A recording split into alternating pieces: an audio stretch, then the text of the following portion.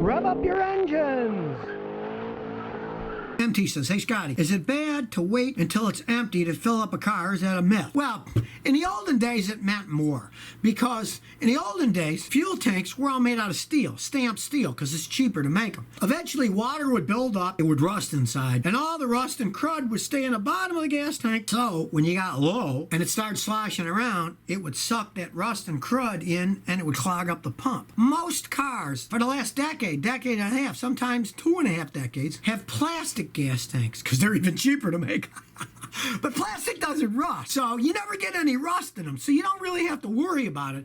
But here's the thing.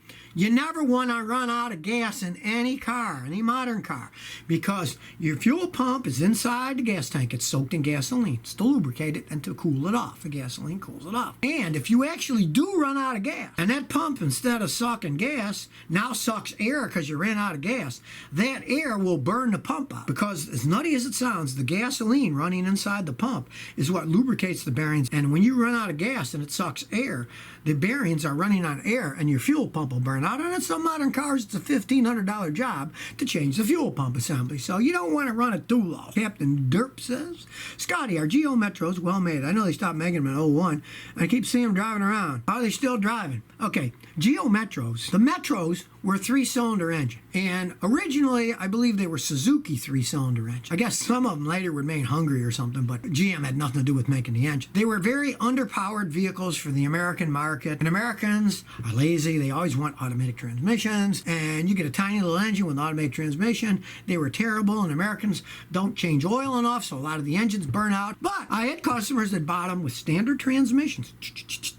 Changed the oil all the time, and they loved them. They wanted a little jump runabout car, and they liked them, and they can still run. You can make cars run if you take care of them. The Russians were riding those Ladas around, and people kept them going for decades because that's all they had. So, you can take care of them. And the only problem, of course, is getting parts for them. Getting parts for them can be a pain in the butt. Of course, you can get them so cheap, doesn't really matter. But Jetovic says, Scotty, I have an 04 Jetta TDI with 480,000 miles. Whoa, the fourth gear is slipping. What's required to fix it? The only thing that's slipping is fourth gear. All the other ones aren't. You got to rebuild the transmission. It means the transmission's worn out. Hey, you got what? Did you say you had 480,000 miles? That's a lot of mileage. That's the thing. The standard transmissions that Volkswagen makes are pretty good. Their automatics stink, but the standards are good. And it's a diesel engine. They can last a long time. If you don't want to pay somebody to rebuild the whole transmission, get a used one from a junkyard. Odds are that one's last 480,000 miles. Maybe you can find one with 180,000 miles, and it'll last another 300,000. If you can't find anybody that can rebuild that transmission right, heck, get a used one, put it in. I have customers do that all the time. Anastasio says, what do you think about 93 Honda Accords? Ooh, those were well-made vehicles. Back then, 26 years ago, Honda and Toyota, they were pretty much neck and neck of who building the best cars in the world. Honda slipped down a lot more lately. But back then, those things were great cars.